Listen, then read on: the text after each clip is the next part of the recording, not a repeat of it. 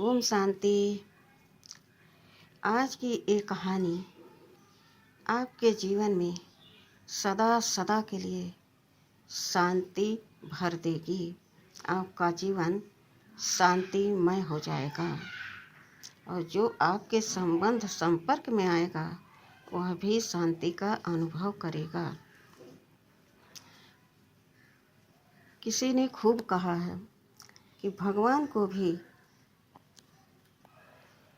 ऊंची आवाज़ में बोल पसंद नहीं है, इसीलिए उन्होंने जीभ को भी मुलायम बनाया है। एक गुरुकुल की ये कहानी है। एक गुरुकुल में सभी छात्र पढ़ाई कर रहे थे और वहाँ एक बच्चा इतना क्रोधी, इतना जिद्दी कि अपनी हर बात जिससे कहता अगर वो न माने तो वो पूरे दिन तो हंगामा करता है, मगर कई दिन तक उस बात को लेकर के वह सबको परेशान करता। उसको भी इस बात का दुख था। जब वह सबसे अकड़ अकड़ की बात करता था तब बाद में उसको भी पश्चाताप होता था कि मैंने ऐसा किया, गलत किया, ऐसा मुझे नहीं कहना चाहिए, नहीं बोलना चाहिए। ऐसा करते करते वह अपने आप से ही ऊब गया और अपने गुरुजी के पास एक दिन गया और कहा, गुरुजी, मुझे बहुत क्रोध आता है, मेरे अंदर बहुत गुस्सा भरा है। मैं कोई भी बात किसी से कहता हूँ तो नॉर्मल नहीं कह पाता हूँ।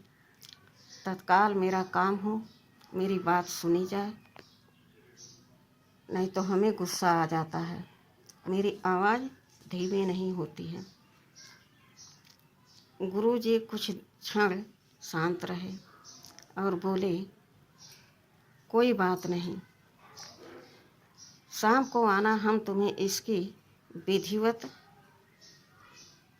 तरीका बताएंगे जो तुम्हारा गुस्सा शांत हो जाएगा, क्रोध एकदम चला जाएगा। जब शाम हुई, सब बच्चे अपने अपने बिस्तर पर गए, तब गुरुजी के पास वह बालक गया और कहने लगा, गुरुजी, आप जल्दी से हमें वह विधि बताइए जिससे मेरा गुस्सा शांत हो जाए, मेरी आवाज़ तेज न हो, जो सबको पसंद हो ऐसी मेरी आवाज़ हो। फिर गुरुजी कुछ देर शांत रहे। फिर गुरुजी ने कहा, देखो, तुम पढ़ने में इतने अच्छे हो, जो किसी को कुछ कहते हो तो तुम्हारे अंदर गुस्सा है, तुम्हारी आवाज़ ही ऐसी है, तुम गुस्सैल मिजाज के हो, तुम्हारा कोई दोष नहीं। लेकिन आज जो मैं देख रहा हूँ, तुम्हारे पास केवल 7 दिन ही बचा है, 7वें दिन तुम्हारी मृत्यु हो जाएगी।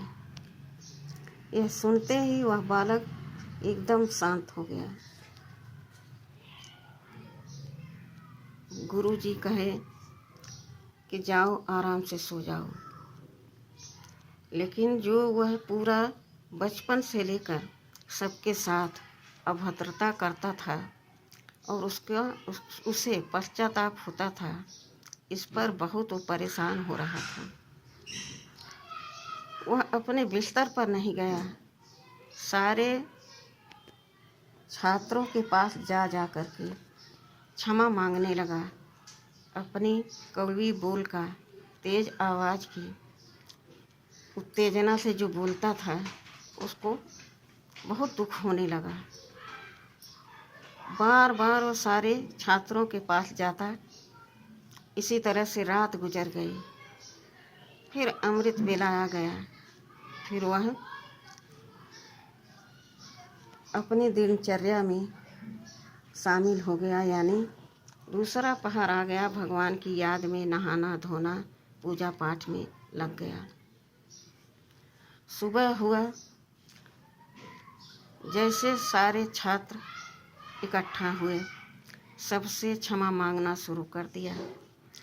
अब पढ़ाई तो दूर की बात रही, सबसे केवल क्षमा ही मांगता, सबसे माफ़ी मांगता रहता। 6 दिन उसका बीत गया। 7वें दिन वह भोर में उठा, भगवान को याद करते करते सारे छात्रों से क्षमा मांगना शुरू किया। फिर कुछ दिन निकल आया और गुरुजी के पास गया। बोला, गुरुजी, आज तो मेरा अंतिम दिन है, आज मेरी मृत्यु हो जाएगी। गुरुजी बोले, कोई बात नहीं, डरना नहीं चाहिए। मृत्यु से कोई डरता है? मृत्यु तो एक दिन आनी ही है। तुम ये बताओ तुम्हारे 6 दिन कैसे बीते? वह बहुत नम्रता से बोला, गुरुजी, 5 दिन तो मेरे बहुत तूफान के थे। मेरे मन में इतनी तूफान उठ रही थी, जो सबके साथ मैंने गलत किया था। सबसे माफ़ी मांगते मांगते कल से मेरा मन एकदम शांत है, एकदम हल्का हो गया मेरा मन।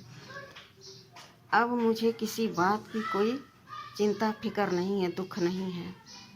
आज मुझे शांतिपूर्वक मृत्यु को प्राप्त होना है।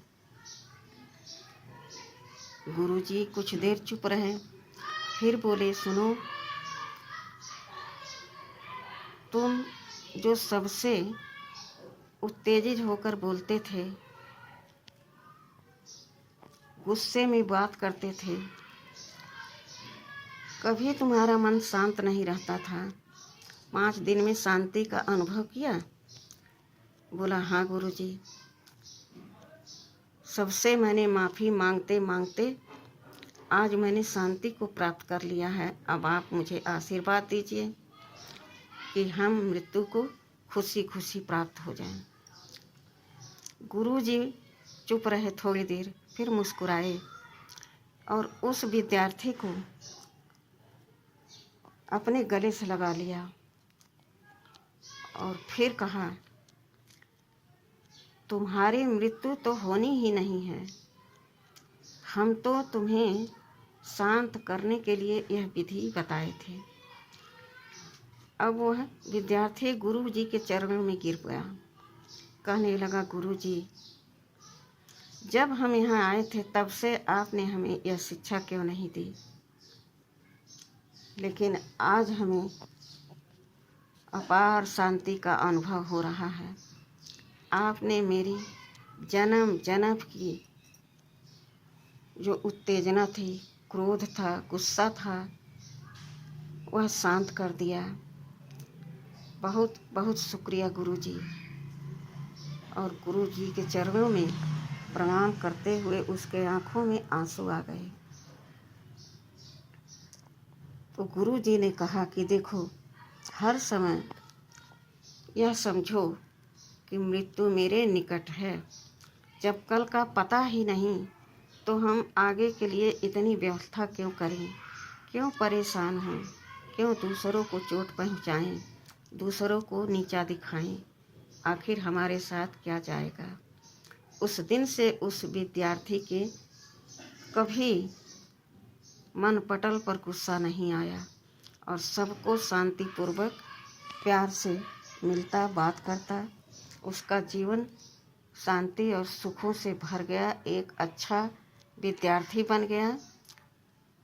तो अपने आगे के जीवन में भी सफलता को प्राप्त किया।